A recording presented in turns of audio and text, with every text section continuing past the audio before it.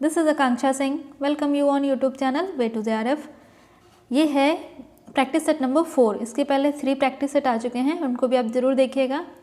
And पूरा एक अलग से प्लेलिस्ट है, वहाँ पे आपको सारे जो भी प्रैक्टिस सेट्स हैं एक साथ मिल जाएंगे और प्लेलिस्ट का लिंक जो है वो डिस्क्रिप्शन बॉक्स में दिया हुआ है। ये प्रैक्टिस सेट कंबाइन है नेट JRF और UPHSC मीन्स जो असिस्टेंट प्रोफेसर के लिए जो प्रिपरेशन कर रहे हैं या जो भी नेट JRF के लिए प्रिपरेशन कर रहे हैं, तो ये इन दोनों के लिए कंबाइन में प्रैक्टिस सेट है, तो आपको दोनों प्रिपरेशन के लिए ये हेल्प करेगा। सो स्टार्ट करते हैं। उससे पहले अगर वीडियो आपको अच्छा लगता है तो लाइक एंड शेयर ज़रूर कर दीजिएगा। एंड अगर अभी तक आपने चैनल सब्सक्राइब नहीं किया है तो चैनल को भी सब्सक्राइब ज़रूर कर लीजिएगा। तो पहला क्वेश्चन क्या है? द एलिमिनेटिंग और combining parts of job is suggested by incorporating changes in means कोई टास्क कर रहे हैं, कोई काम कर रहे हैं, तो उसमें कुछ एक्स्ट्रा मीन्स एक्स्ट्रा काम हो गया या कोई एक्स्ट्रा स्टेप आ गया, तो उन स्टेप को एलिमिनेट करना मीन्स हटा देना, या दो से ज़्यादा पार्ट एक साथ कंबाइन करके एक काम को करना, तो इसको क्या कहते हैं? इसको कहते हैं प्रोडक्शन सीक्वेंस, जो कि मंडल ने दिया था क्लासेस ऑफ चेंज। तो क्लासेस ऑफ चेंज में इन्होंने 5 लॉज दिए थे, तो 5 लॉज में एक ये भी है प्रोडक्शन सीक्वेंस, जिसमें उन्होंने बात किया है कि कोई काम कर रहे हैं, कोई टास्क कर रहे हैं, तो कभी कभी होता है उसमें कुछ एक्स्ट्रा स्टेप्स आ जाते हैं, तो एक्स्ट्रा स्टेप को हटाना या फिर 2 स्टेप को कंबाइन करके एक साथ काम करना, तो उसको बोलते हैं प्रोडक्शन सीक्वेंस। नेक्स्ट क्वेश्चन आता है, which of the following is not a management approach? इनमें से कौन सा एक मैनेजमेंट अप्रोच नहीं है? तो अगर हम बात करें कि इनमें से कौन सा एक मैनेजमेंट अप्रोच नहीं है, तो जो ये डबल एंट्री सिस्टम है ये मैनेजमेंट अप्रोच नहीं है। तो डबल एंट्री सिस्टम जो है ये एक टाइप का रिकॉर्ड सिस्टम है। अगर कोई फूड ऑर्गेनाइजेशन है, वहाँ पे क्या प्रोडक्ट सेल हो रहा है, क्या प्रोडक्ट बाई हो रहा है, कहाँ से ऑर्डर ले रहे हैं, कहाँ पे ऑर्डर सेंड कर रहे हैं, तो ये जो सेल और बाई वाला जो रिकॉर्ड होता है, उस रिकॉर्ड का जो जिस बुक में एंट्री करते हैं उसको बोलते हैं डबल एंट्री सिस्टम। तो ये स्टॉक रजिस्टर टाइप का एक होता है। बाकी ह्यूमन रिलेशन हो गया, सिस्टम अप्रोच हो गया, क्लासिक हो गया, ये सभी मैनेजमेंट अप्रोच हैं। और यहाँ पे पूछा है कि कौन सा मैनेजमेंट अप्रोच नहीं है, तो डबल एंट्री सिस्टम जो है ये मैनेजमेंट अप्रोच नहीं है। नेक्स्ट क्वेश्चन आता है, indicate the correct sequence of activities in the home management process. जो होम मैनेजमेंट प्रोसेस है, इनमें एक्टिविटीज़ का जो करेक्ट सीक्वेंस के बारे में बताना है कि एक्टिविटीज़ की जो है वो करेक्ट सीक्वेंस क्या होगा।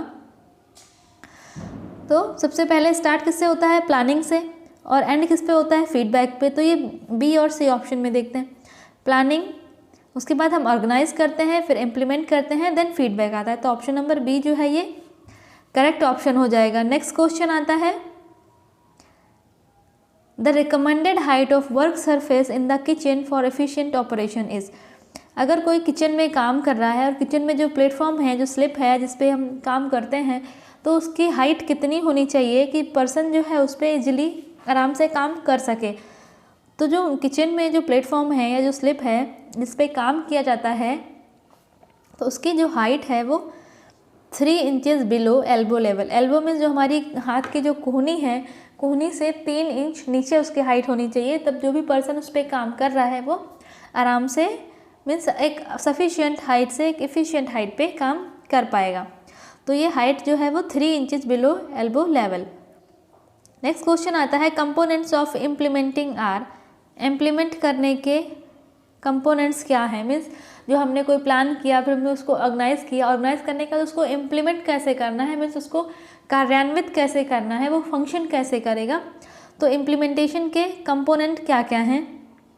तो अगर जब हम बात करते हैं इम्प्लीमेंटेशन की, तो फैसिलिटेटिंग और कंट्रोलिंग ये इम्प्लीमेंटेशन के फंक्शन हैं या कंपोनेंट हैं।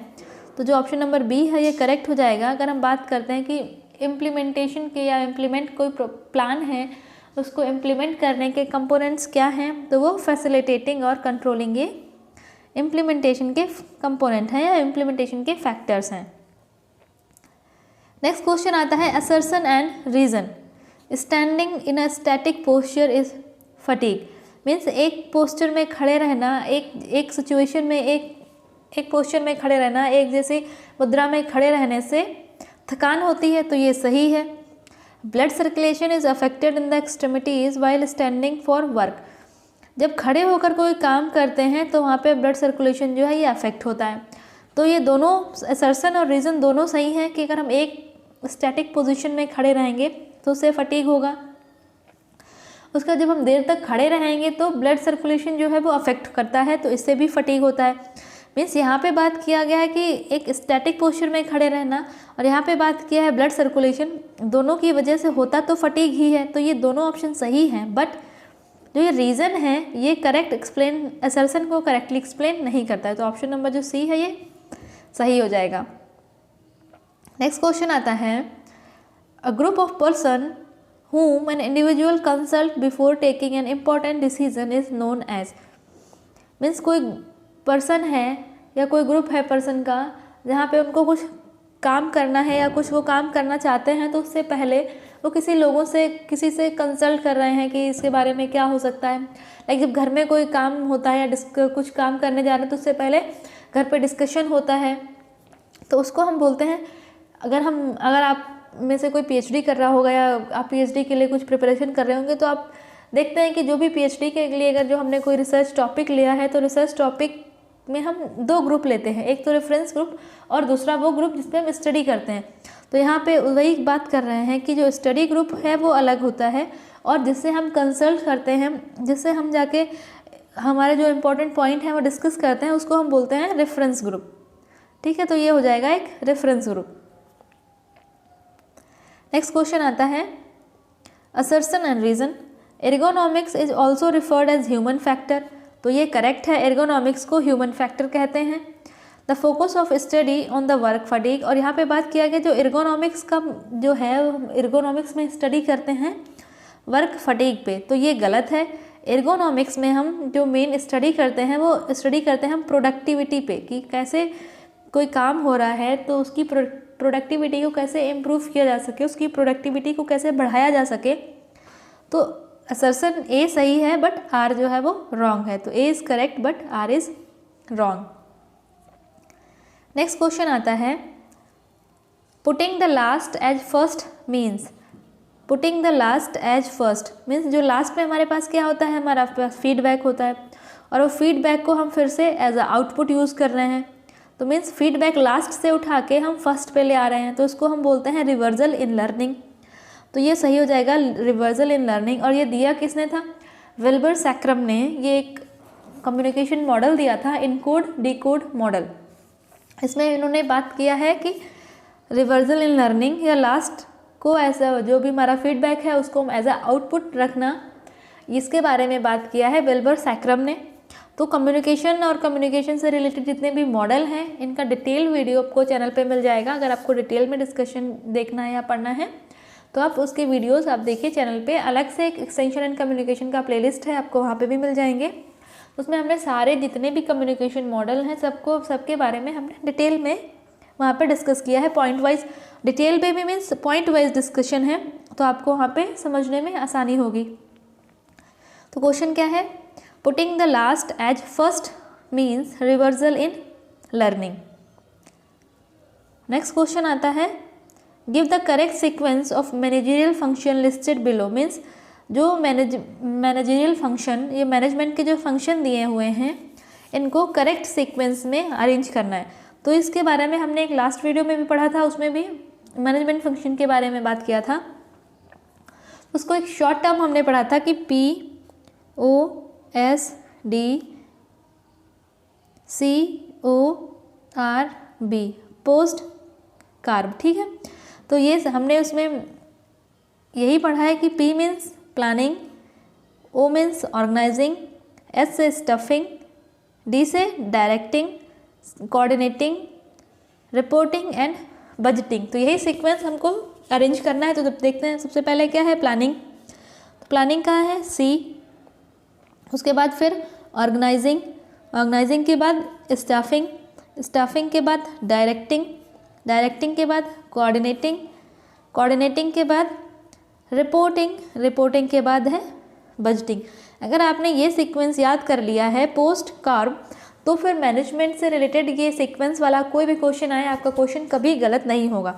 तो इसमें जो ऑप्शन नंबर बी जो है ये करेक्ट हो जाएगा। तो इसका बिल्कुल शॉर्ट फॉर्म है पोस्ट कार्ब, इसको आप याद कर लीजिए। इससे आपके जितने भी क्वेश्चन आएंगे ये मैनेजमेंट से रिलेटेड, प्लानिंग, इनको सीक्वेंस में अरेंज करने से रिलेटेड, तो आपके सारे क्वेश्चंस हमेशा सही जाएंगे।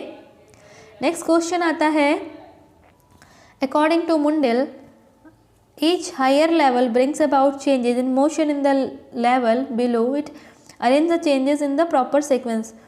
जो मुंडल ने जो क्लासेस ऑफ चेंज दिए थे, तो इन्होंने 5 स्टेप्स दिए थे, इनमें इन 5 को सीक्वेंस में अरेंज करना है। तो सबसे पहले क्या आता है, बॉडी प्रोपोर्शन एंड मोशन, उसके बाद working arrangement and equipments, then production sequence, उसके बाद फिनिश्ड प्रोडक्ट, एंड देन आता है रॉ मटेरियल। तो ऑप्शन नंबर जो सी है ये इसका करेक्ट ऑप्शन हो जाएगा। नेक्स्ट क्वेश्चन आता है, how are colours classified indicate the correct sequence. Colour को कैसे क्लासीफाई करते हैं, इनका करेक्ट सीक्वेंस के बारे में बताना है। तो हमने पढ़ा है ना कि पहले कलर्स के बारे में हमने क्या पढ़ा है, जब हम सबसे पहले प्राइमरी कलर्स आते हैं, फिर हम प्राइमरी को जब मिलाते हैं तो सेकेंडरी कलर्स आते हैं, सेकेंडरी के बाद इंटरमीडिएट कलर आते हैं, फिर टर्शरी कलर आते हैं, देन क्वाटरनरी कलर आते हैं। तो करेक्ट सीक्वेंस क्या हो जाएगा, ऑप्शन नंबर सी। यहाँ से तो बिल्कुल देखना ही नहीं है, क्योंकि सबसे पहले हमारे पास कौन से कलर हैं, प्राइमरी कलर हैं। जब दो प्राइमरी कलर मिलाते हैं तब क्या बनता है, सेकेंडरी कलर बनता है। तो primary, secondary, intermediate, tertiary and quaternary. तो ऑप्शन नंबर सी इसका जो है ये करेक्ट हो जाएगा। नेक्स्ट क्वेश्चन आता है, following are the symptoms of diabetes mellitus. Diabetes mellitus case में से सिम्टम्स कौन कौन से हैं ये बताना है कि इनमें से डायबिटीज़ मेलाइटस के सिम्टम्स क्या क्या हैं। पॉलीयूरिया मीन्स बार बार यूरिन आना, तो ये डायबिटीज़ मेलाइटस का सिम्टम है। फिर आता है हाइपोग्लाइसीमिया, हाइपो मीन्स कम होना, ग्लाइसीमिया मीन्स ग्लूकोज, तो ये सिम्टम नहीं है। डायबिटीज़ मेलाइटस में तो ग्लूकोज का लेवल बढ़ जाता है, मीन्स हाइपरग्लाइसीमिया इसका सिम्टम है, बट यहाँ पे दिया है हाइपोग्लाइसीमिया, तो ये इसका सिम्टम नहीं है। देन आता है glycosuria, means glyco means glucose, urea means urine में आना, तो ये भी सही है कि जब यूरिन में ग्लूकोज आने लगता है तो ये भी एक सिम्टम है डायबिटीज़ मेलाइटस का, तो ए सी। उसके बाद पॉलीफेजिया, पॉली मीन्स बार बार, फेजिया मीन्स भूख लगना, मीन्स बार बार भूख लगना, ये भी जो है डायबिटीज़ मेलाइटस का सिम्टम है। एडिमा स्वेलिंग, ये डायबिटीज़ मेलाइटस का सिम्टम नहीं है। Taste equity, taste equity means taste में अल्टरेशन होना, टेस्ट नहीं आना, तो ये होता है जिंक की डेफिशिएंसी से, तो इसका भी डायबिटीज़ मेलाइटस से कोई रिलेशन नहीं है। तो हमारा कौन सा ऑप्शन सही हो गया, A, C and D, option number A जो है ये सही हो जाएगा। नेक्स्ट क्वेश्चन आता है, which of the following are deficiency diseases. इनमें से डिफिशियंसी डिजीजेस कौन कौन सी हैं। डिफिशियंसी मीन्स जो किसी एक स्पेसिफिक न्यूट्रिएंट की कमी से जो डिजीजेस होती हैं उनको हम बोलते हैं डिफिशियंसी डिजीजेस। तो ज़ेरोफ्थैल्मिया विटामिन ए की डिफिशियंसी से होती है। डिसलिपिडीमिया, ये डिफिशियंसी डिजीज़ नहीं है, जब लिपिड का जो डाइजेशन है वो प्रॉपर नहीं होता है, या कि लिपिड के जो मेटाबॉलिज्म में कुछ डिसफंक्शन हो जाता है, तब होता है dyslipidemia. Osteomalacia vitamin C and D, जहाँ पे विटामिन सी और विटामिन डी की कमी से ऑस्टोमलेशिया। उसके बाद आता है केराटोमलेशिया, ये भी विटामिन ए की कमी से होता है। एनोरेक्सिया नर्वोसा, ये ईटिंग डिसऑर्डर है, ये भी कोई डिफिशियंसी डिजीज़ नहीं है, means A, C and D. तो अगर हम बात करें इनमें से ये ए, सी और डी ये डिफिशियंसी डिजीज़ हैं, और यहाँ पे पूछा है कौन सी डिफिशियंसी डिजीज़ नहीं है, तो डिसलिपिडीमिया और एनोरेक्सिया नर्वोसा मीन्स बी और ई। तो ऑप्शन नंबर सी जो है ये करेक्ट आंसर हो जाएगा। बी और ई जो है ये डिसलिपिडीमिया और एनोरेक्सिया नर्वोसा ये डिफिशियंसी डिजीजेस नहीं हैं। नेक्स्ट क्वेश्चन आता है, मैच लिस्ट 1 लिस्ट 2। लिस्ट 1 को लिस्ट 2 से मैच करना है। लेट्स सी द आंसर क्या होते हैं। लिस्ट 1 में क्या है, orientation of building, dispositioning of rooms, personal protection and spaciousness. List 2 में हमारे पास क्या है, grouping, roominess, aspects and privacy. तो देखो पर्सनल प्रोटेक्शन मीन्स प्राइवेसी हो जाएगा, ठीक है। ओरिएंटेशन मीन्स एस्पेक्ट हो जाएगा। उसके बाद डिस्पोजिशनिंग ऑफ रूम मीन्स ग्रुपिंग हो जाएगा, और स्पेशियसनेस मीन्स रूमिनेस। तो ऑप्शन नंबर जो सी है ये करेक्ट हो जाएगा। नेक्स्ट क्वेश्चन आता है, match the following in list first with list second. Use of goods and services means हमारे पास जो गुड्स सामान हैं, जो सर्विसेज हैं, उनके यूज़ से क्या होता है, standard of living. Handling money means budget banana. Income generation means entrepreneurship, values ये दी थी पार्कर ने। तो कौन सा ऑप्शन सही है? सबसे पहले standard of living, handling money means budget, income generation means entrepreneurship, values मतलब पार्कर। तो ऑप्शन नंबर जो ए है ये बिल्कुल सही हो जाएगा। नेक्स्ट क्वेश्चन आता है, match the following in list 1 with list 2। यहाँ पे भी लिस्ट 1 को लिस्ट 2 से मैच करना है। एक साइड पे यहाँ पे रिसोर्सेज को दे रखा है, कुछ रिसोर्सेज से रिलेटेड यहाँ पे उनके कैरेक्टरिस्टिक दे रखे हैं। तो ह्यूमन रिसोर्सेज क्या होते हैं? तो जो ह्यूमन रिसोर्सेज होते हैं वो इनटेंजिबल होते हैं, मीन्स ऐसे रिसोर्सेज जिनको हम टच नहीं कर सकते हैं, लाइक हमारी एबिलिटीज़ है, हमारा स्किल है, हमारी नॉलेज है, ये हमारे ह्यूमन रिसोर्सेज हैं, इनको कोई दूसरा टच नहीं कर सकता है। उसके बाद रिसोर्स के कैरेक्टरिस्टिक क्या होते हैं? ये इंटर रिलेटेड होते हैं, लिमिटेड होते हैं। उसके बाद रूटीन डिसीजन, जो रूटीन डिसीजन है लाइक मॉर्निंग में टी बनाना या कॉफ़ी बनाना, तो ये रूटीन में है, इसके लिए हमें अलग से कुछ थिंकिंग नहीं करनी पड़ती है या कोई डिस्कशन नहीं करना पड़ता है। रूटीन मतलब रीअकरिंग, जो डेली अपने टाइम पे अकर होते हैं। उसके बाद प्रपोर्शन मीन्स गोल्डन ऑब्लॉन्ग। तो हम देखते हैं human resources intangible, resources are interrelated, routine decision means recurring और प्रोपोर्शन इज गोल्डन ऑब्लॉन्ग। तो ऑप्शन नंबर ए जो है ये करेक्ट हो जाएगा। नेक्स्ट क्वेश्चन आता है, intrinsic values is also called. जो इंट्रिंसिक वैल्यूज़ होती हैं इनको और क्या कहते हैं? तो जो इंट्रिंसिक वैल्यूज़ होती हैं इनको हम पर्सनल वैल्यूज़ भी कहते हैं। और यहाँ पे कभी कभी कन्फ्यूज़न हो जाता है इंट्रिंसिक और एक्सट्रिंसिक वैल्यूज़ को याद करने में। इंट्रिंसिक और extrinsic. Intrinsic means personal means IN means inner. जो हमारी इनर वैल्यूज़ हैं, जो हमारी इंट्रिंसिक को हम इनर बोल सकते हैं क्योंकि IN से स्टार्ट हो रहा है, तो इसको हम बोल सकते हैं इनर वैल्यूज़। और इनर वैल्यूज़ जो हमारे अंदर हैं, जो हमारी अपनी पर्सनल वैल्यूज़ हैं।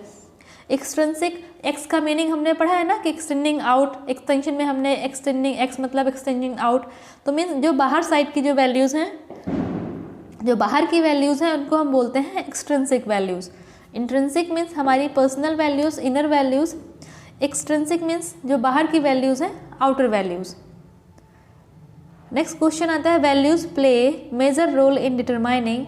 जो वैल्यू हैं ये प्ले करती हैं मेजर रोल इन डिटरमाइनिंग हमारे एटीट्यूड, स्टैंडर्ड और गोल। तो वैल्यूज़ जो हैं वो मेनली मेजर रोल प्ले करती हैं हमारे एटीट्यूड को डिटरमाइन करने में, क्योंकि जो वैल्यूज़ हैं वो पर्सन टू पर्सन जो वैल्यूज़ हैं वो वेरी करती हैं। और जो हमारा एटीट्यूड है, जो हमारा पर्सनल बिहेवियर है, ये हमारी वैल्यूज़ पे डिपेंड करता है। वैल्यूज़।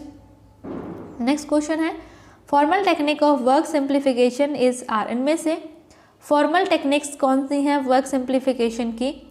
तो हमने वर्क सिंप्लीफिकेशन में पढ़ा है ना फॉर्मल टेक्निक्स और इनफॉर्मल टेक्निक्स। तो अगर हम बात करें, यहाँ पे हम बात करें फॉर्मल टेक्निक की, तो पाथवे चार्ट जो है, पाथवे हो गया, पेन पेंसिल हो गया, तो ये हैं informal technique.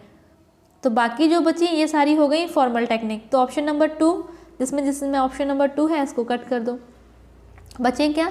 Memo motion, micro motion film, cyclograph. तो ये हो गई हमारी formal techniques. Option number B जो है ये करेक्ट हो जाएगा। तो इस टाइप के जो मल्टीपल आंसर वाले क्वेश्चंस होते हैं इनको अगर आप एलिमिनेशन मेथड यूज़ करके सॉल्व करोगे तो ये बहुत इजी हो जाते हैं सॉल्व करना। और यहाँ से अगर हमें क्वेश्चन प्रॉपर नहीं भी आ रहे हैं फिर भी हमारे पास चांसेस होते हैं कि हम क्वेश्चन को सही कर सकते हैं, हम उसको सही अटेंड कर सकते हैं। तो अगर आपको क्वेश्चन नहीं आ रहे हैं और मल्टीपल आंसर वाला क्वेश्चन है तो वहाँ पे आप एलिमिनेशन मेथड यूज़ करिए, इससे आपका क्वेश्चन जो है वो इजी हो जाएगा। तो क्वेश्चन नंबर बी, ये 20 means formal techniques, option number 20 का जो है ये करेक्ट हो जाएगा। एंड वीडियो अगर आपको अच्छी लगी हो तो लाइक एंड शेयर ज़रूर कर दीजिएगा। और अगर अभी तक आपने चैनल सब्सक्राइब नहीं किया है तो चैनल को भी सब्सक्राइब जरूर कर लीजिएगा। एंड मिलते हैं नेक्स्ट वीडियो में, तब तक के लिए wish you all the very best, good luck, bye bye.